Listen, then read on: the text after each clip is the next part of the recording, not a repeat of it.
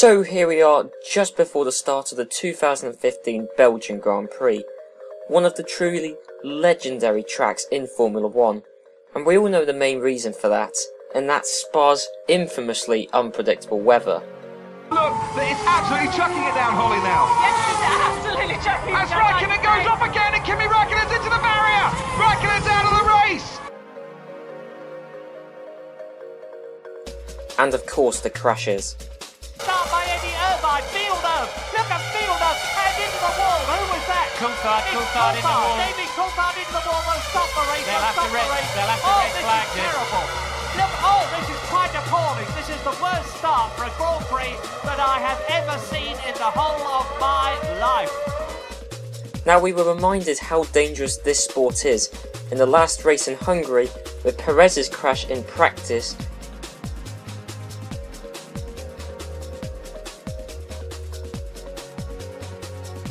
and a minute's silence for the late Jules Bianchi just before the race.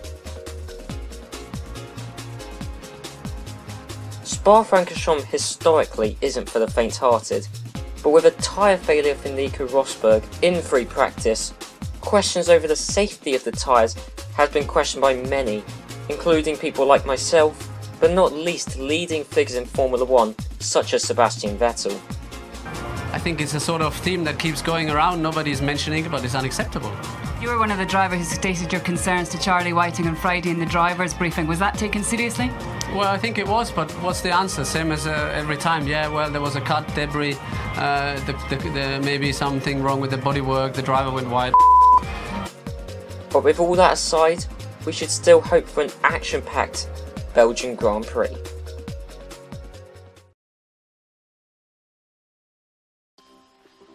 In a surprisingly sunny Belgium, the Williams of Felipe Massa was able to use the straight line speed of his car to get him through to the next qualifying session on the slower primed tyres.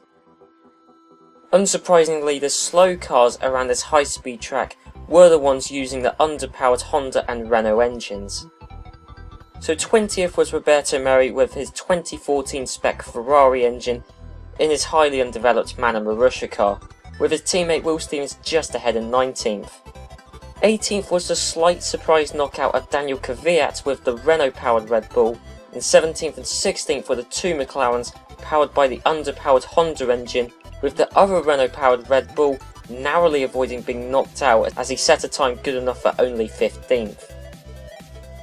The second qualifying session saw an incident which left Rosberg unable to complete a lap and retire his car, and left Raikkonen's car limping back to the pits after a collision between the two. This left Rosberg in 15th after not setting a time, Verstappen in the Renault-powered Toro Rosso in 14th, Ricciardo in the other Red Bull in 13th, with Marcus Ericsson in the Sauber lines up an impressive 12th. And finally, Nico Hülkenberg was the last person to be knocked out in 11th. The final qualifying session, Q3, ended with Felipe Massa on top in the Williams, and Sebastian Vettel in second, with the other Ferrari of Kimi Raikkonen in third, as he was able to recover himself from his incident in Q2. The other Williams of Valtteri Bottas finished fourth, with Lewis Hamilton in fifth. However, the incident involving Nico Rosberg in Q2, and the damage it did to his qualifying session, meant that Lewis Hamilton was handed a 1-place grid penalty, and Raikkonen a 5-place grid penalty, meaning Raikkonen will actually line up in 8th and not 3rd, and Lewis Hamilton's grid penalty was seemingly overturned as he will line up 4th thanks to Raikkonen's penalty and not 5th place, as the 1-place grid penalty was seemingly overturned and means he'll still start ahead of Pastor Maldonado, although the reason for Hamilton's penalty being overturned is unknown.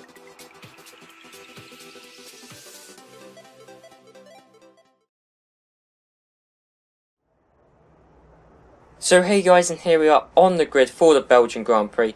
As you can see, it's a two-stop strategy, starting on the options and then going into the options again to end on the primes. And as you can see, it's a very sunny Belgium, which is something you don't normally see, especially around Spa-Francorchamps, which seems to have its own microclimate, as we've seen in F1 over the years, where it's, it's usually rainy and rain comes out of nowhere, but regardless, this track does play to the Williams' strengths massively, long straights, and with this car being very straight line speed orientated and the Mercedes engine, this should play to our strengths massively. But the lights go out and away we go. And as you can see, look, we got off to a smoky start as per usual. But are we going to maintain our lead, taking a tight line through La Source? There's a bit of an accident behind. I think that's with Lewis Hamilton. I think he's caught up Ferrari Sebastian Vettel in all of that. But both Williamses, as you can see, we've got off to an amazing start with Valtteri Bottas behind, and everyone else seems to have got involved in that tangle that there was at La Source. And really, Massa and Bottas, the two Williams drivers, are running away with this. So let's have a look what happened here. So Lewis Hamilton in 4th place, should have been 5th, but that 1 place grid penalty was an odd one. Anyway, and I don't really know, it's just, I don't know, it's just him and Vettel really just crossed paths, and it kind of accidentally ruined his race. But now they're going to go 3 abreast into Eau Rouge, and how does that play out? No contact between all of the drivers there. That is phenomenal driving from all of them. Now Maldonado, now he actually didn't really get too involved in this, surprisingly, but he does have a good view on it. And it's just too many drivers trying to go into the same space. That's the problem. But Maldonado actually gained very well out of that, getting past Vettel and Hamilton. So, you know, fantastic start for Maldonado. But as you see, coming to end the first lap, and Valtteri Bottas is right behind us, considering we had a massive advantage over him at the start of the lap. He's decimated that. And I've decided to do the good thing, and we're going to actually let Valtteri Bottas past here. Brake early, we take the wide line deliberately, we let Bottas through. He's clearly quicker than us. And, you know, it's almost like, it's reminiscent of the Italian Grand Prix with Zanardi and Ralf Schumacher, where Zanardi let Ralf Schumacher through because Schumacher was definitely quicker. It's exactly what we've done here, and as you can see, Bottas has already pulled out a massive advantage. And it may be due to the high tyre wear, which has seemed to have screwed us over yet again. That's kind of a common theme for this series. But we're going to come in and we're going to pit onto the prime tyres, actually. I've decided to mix up the strategy a bit. I want to go really fast at the end of the race. So we'll pit onto the primes now, and hopefully we can blast it onto the options at the end. But we might have to do a 3-stop strategy at the minute with such high tyre wear. But looks like we're going to come out in 15th place, just behind... Yep, just behind Jenson Button and Daniel Ricciardo there. So we should be able to easily get past these guys, because obviously Ricciardo with the Renault engine and Button with the Honda powered engine. We should easily get past these guys. I mean, we even have DRS, and we've just turned it down to standard mix. But yeah, we're going to get the slipstream, no DRS, and look, we're just going to easily breeze past both of them. That shows how quick the Williams is in a straight line, and also the Mercedes engine, but the Williams especially is phenomenal in a straight line. And as you can see, we've got a replay. Now this is us just a lap later, getting past the Lotus of Romain Grosjean, and that's Nico Rosberg, who's away down, obviously qualifying in 15th.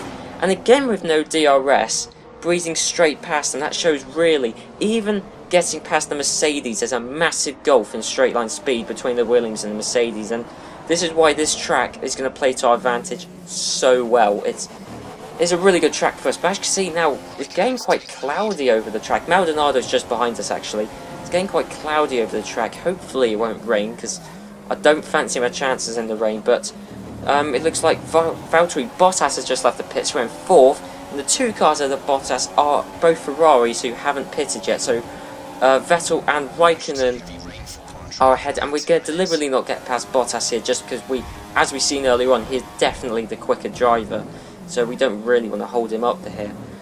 So as you can see, paying onto lap 7, it really is, the weather is looking very ominous, very overcast. But there's a car in the pits. I believe that is Sebastian Vettel who's in the pits. No, it's Kimi Raikkonen actually who's in the pits. So Sebastian Vettel is now in the lead of this Grand Prix, only temporarily, and we've only just got out ahead of Kimi Raikkonen, worryingly. But yeah, Sebastian Vettel is actually, he's taken his tyres a really long way, about twice as long as I was able to take the tyres. So Vettel's tyre conserving like mad. And now, what on earth happened there between Maldonado and Hamilton? And really, I don't really quite know what happened there, but Hamilton, he's lost a bit of his front wing. He comes into the pits at the end of this lap, and that means he's had to do an extra pit stop on top of what he would do. But skipping on just a few laps later, and as you can see, it's looking, you know, a bit damp. We've just skidded off around Blanchimont because it's just too damp for the dry tyres. And really, we've got to come into the inters because there's no way we can do another lap with a track like this. And Bottas is coming into the pit, so it means we're going to double stack. But really, there's no way we could do another lap. when it's definitely Inter's conditions on dry tyres. There's no way we can do that.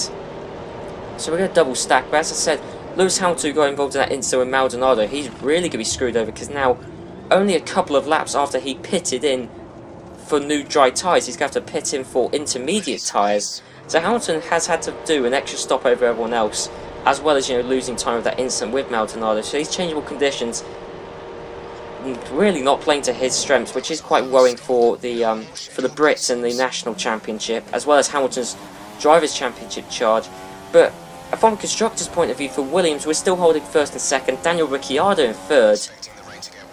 And as you can see, the engineer says the weather's going to get worse, maybe heavy rain conditions, and that means we'll have to fit on the wet tyres, which will be worrying. But now we check the race director, everyone's on intermediates. But as you can see, look, Ricciardo in third, he's gained a lot from that. Nasser in fourth, he's gained a massive amount from that. Rosberg in fifth, he's gained a lot. Sebastian Vettel down in ninth, he's lost a lot of places. Lewis Hamilton down 11th, but we've already seen why he's lost a lot of places. And really, the big gainer was Nasser, Ricciardo, and Rosberg, who were in third, fourth, and fifth. They're the real gainers from this. Now, Kimi Raikkonen. Now, what on earth has happened here? He's on the intermediate tyres, and the rear left has just blown on his. Oh wow, that is really unfortunate. Luckily, it's near the end of the lap, but his rear left has blown, and he's going to have a very long crawl back to the pit, having to carry, you know, that blown tyre with him. And as you can see, well, he's just been rear-ended by Sebastian Vettel. And Vettel spins him around there, and Sebastian Vettel's lost his front wing. But he's also put Raikkonen into the wall.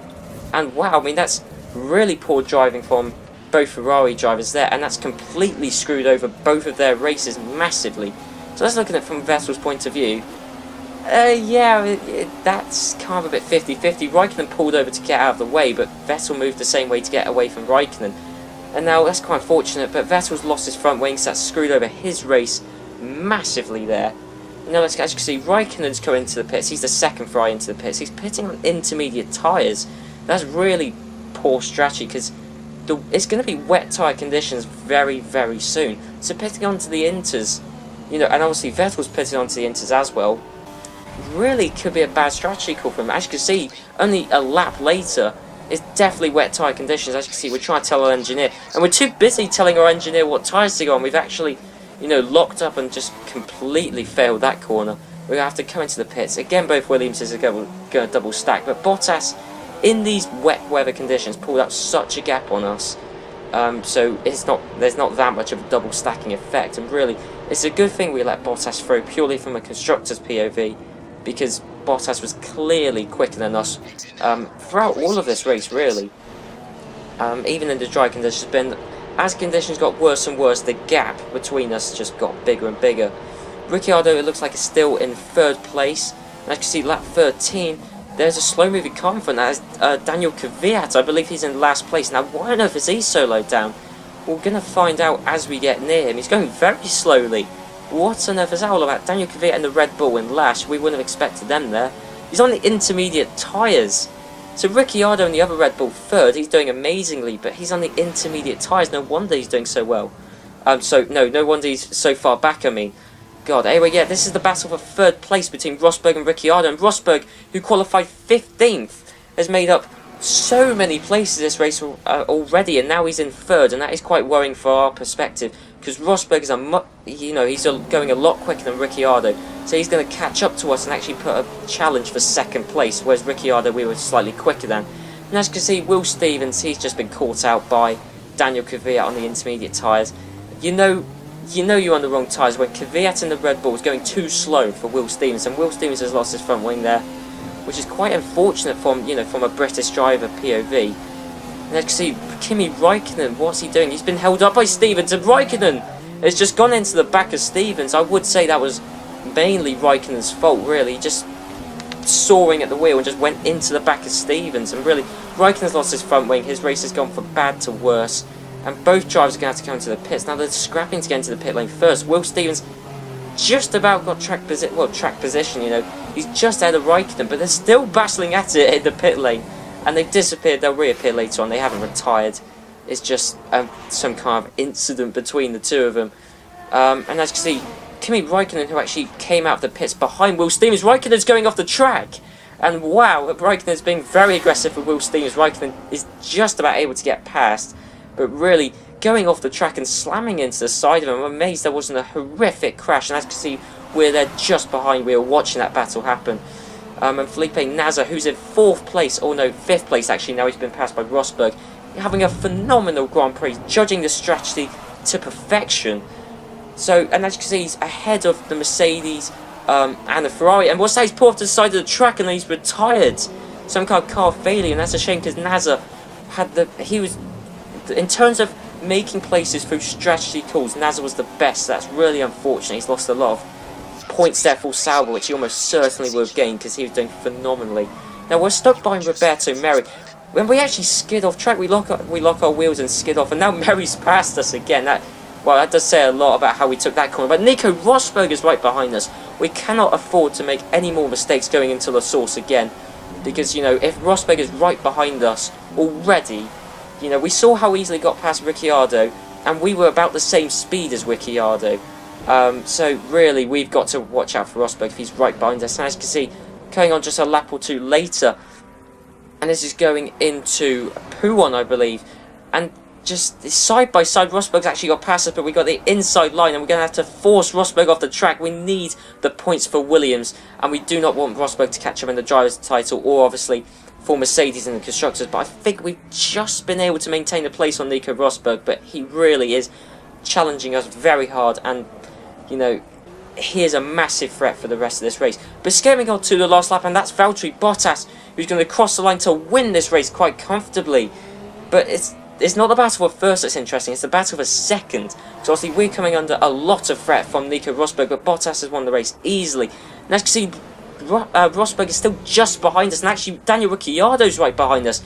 But we're going to just take 2nd place with Rosberg 3rd and Ricciardo 4th. So really we were going very slowly in the latter laps of that race. But that's a Williams 1-2, and despite the fact we were going very slowly come the end of that race, we did the right thing in letting Bottas pass, because or else he would have been caught up by Rosberg and Ricciardo. So it's a good thing we let Bottas through, because he was clearly the quicker driver this race, and we were just about able to hold off Rosberg. But a Williams 1-2, phenomenal in the constructors. You know, in the constructors' points, the amount of points Williams would have gained on Mercedes and Ferrari, who both had shockers of races. I mean, Rosberg's had a fantastic race, so congrats to him from getting from 15th to 3rd. As you can see, there's the race results. Williams 1-2, Rosberg 3rd, Ricciardo 4th. Vettel was actually able to recover to get 5th, and Hamilton again recovered to get 6th, but they still should have got higher considering where they qualified. Raikkonen, after all of his incidents, was down 15th, and he's actually got some penalties. Hulkenberg's got penalties, and Kvyat's got penalties. I think Kvyat's penalties were for holding up people, and really, wow, what a crazy race. All sorts of interesting results, with Nasr unfortunately being the only retirement. I run to the Drivers' Championship, and I can't believe actually no one has said this before in the comments, but I've put the apostrophe in the Drivers' table. I put the apostrophe in the wrong place, so I'll make sure to change that for the next episode, because I can't believe it's taken me this long to realise it. But anyway, Lewis Hamilton's still leading it, Kimi Raikkonen 2nd, Vettel 3rd, who will drop massive amounts of points. Then the drivers in 4th, 5th and 6th in the standings were the drivers who finished on the podium this race. So the top 3 are definitely being caught up. Onto the second half of the drivers' table, and Perez with his points this race has been able to jump Will Stevens. But Will Stevens is still doing very well in 14th. Perez, 15 points, he's done very well this season. And Nasr, who could have scored a lot of points this race, unfortunately wasn't able to, he's still on 8 points. And if you think about Nasr, and he retired just in front of Hamilton and Vettel, and as they finished 5th and 6th, if he was able to keep those places, think about how many points Nasr could have scored for himself and for Sauber, and that's a shame they've missed out there. Onto constructors, and thanks to a Williams 1-2, they've been able to catch up to Ferrari and Mercedes massively, who both dropped a lot of points this race, Ferrari especially. Finally, onto the Nations table, and there's no real changes. The only interesting thing on the drivers' table is that Brazil are right behind Great Britain and Russia, thanks to obviously Felipe Massa's 2nd place, and if Nasr was able to get the points he easily could have got, Brazil could well be in 4th and not 6th. Anyway guys, I hope you enjoyed this episode, and next time we're going to be at the Italian Grand Prix in Monza, and we've seen how quick in a straight line the Williams car is. Think about how well Williams can do in Monza. So I'll see you then.